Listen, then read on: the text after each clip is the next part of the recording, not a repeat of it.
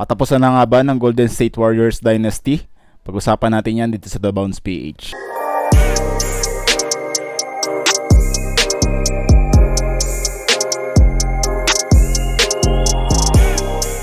Hello again NBA fans, ako nga pala si Ivan at The Bounce PH. Kung di pa kayo nakasubscribe, please click the subscribe button para manatili kayong updated sa mga NBA news.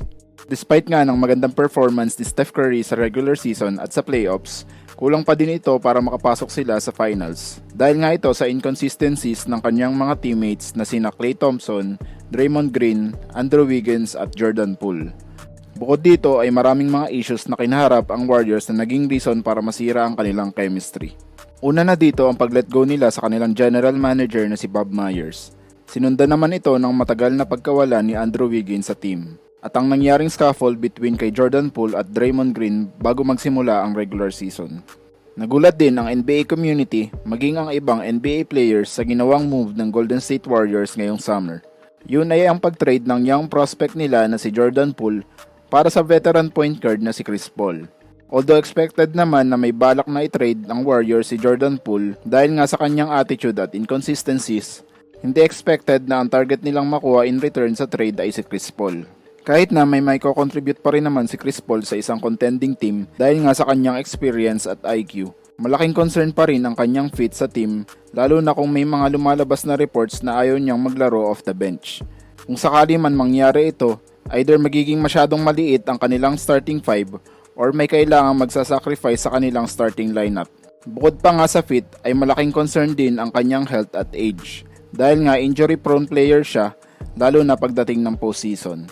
Dahil nga dito ay hindi naging favorites ang Warriors na manalo ng championship ngayong season or makapasok man lang sa finals. Dagdag pa dito ang inconsistencies sa play ng dalawa nilang core players na si Klay Thompson at Draymond Green dahil sa kanilang age. Malaking factor din ang attitude ni Draymond Green na nagiging cause ng chemistry issues sa kanilang younger players at sa buong team. May mga rumors din na lumalabas na dapat nang i-trade ng Warriors si Klay Thompson dahil nag-start na siyang mag-decline. Ito na nga ba ang katapusan ng Golden State Warriors Dynasty? Hindi pa naman matatapos ang tsansa ng Warriors na makipag-contend para sa championship. Hindi rin nila kailangang buwagin ang kanilang core para patuloy na makipag-contend. Kahit na sila ay naging inconsistent noong nakaraang season, hindi maitatanggi na sila ang nanalo ng championship noong 2022. Based din sa kanilang health at production, ay kaya pa rin nilang makipag-contend ng 2 hanggang 3 taon pa. Si Steph Curry ay mananatili pa rin sa kanyang MVP level na production dahil sa kanyang magandang conditioning every summer. Hindi rin naman based sa athleticism ang kanyang strengths kaya hindi rin siya agad-agad magde-decline, especially sa kanyang shooting. Although hindi na maibabalik ang lateral quickness ni Klay Thompson dahil nga sa kanyang mga recent injuries na nagiging cause para hindi na siya maging kasing effective noon sa defense. Kahit na nag-struggle din siya sa shooting efficiency niya noong postseason, malaki pa rin ang maitutulong ni Klay kung siya ay magiging third option ng team. Although si Draymond Green nga ang tumatayong leader at enforcer ng team, dapat ding matuto siyang i-manage ang kanyang emotion dahil nagiging cause din ito sa kanilang losses at nakakasira din sa kanilang chemistry. Malaking kawalan din para sa Warriors ang production ni Andrew Wiggins dahil nga isa siya sa nagkaroon ng malaking impact noong kanilang title run. Hindi naging maganda ang kanyang production noong postseason dahil nga sa kanyang mental health status at conditioning.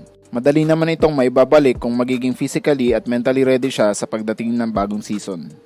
Although malaki naman na improvement si Chris Paul kay Jordan Poole pagdating sa efficiency, IQ at leadership, mas magandang fit pa rin si Poole sa system ng Warriors kaysa kay Chris Paul dahil nga sa kanyang age at sa kanyang slow pace ng kanyang game.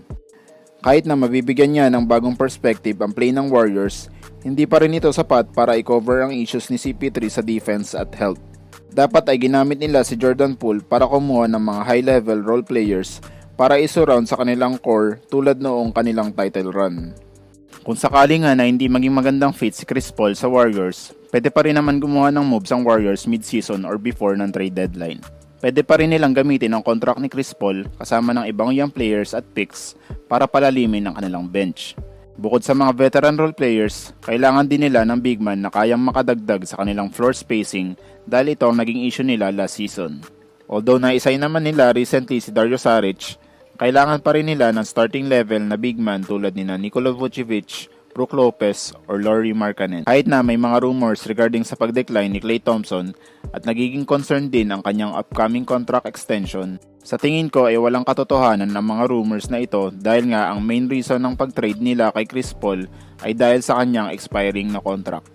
Para magkaroon ng cap space ang Warriors na bigyan ng extension si Klay Thompson next season. At kahit na magkaroon ng decline ang kanilang core players na sina Steph Curry, Klay Thompson at Draymond Green at matapos na ang kanilang dynasty run, nakikita kong mananatili silang maging Warriors hanggang sila ay mag-retire na. Ang nananatiling tanong ng lahat ay kung may pag-asa pa kayang manalo ng championship ang Golden State Warriors.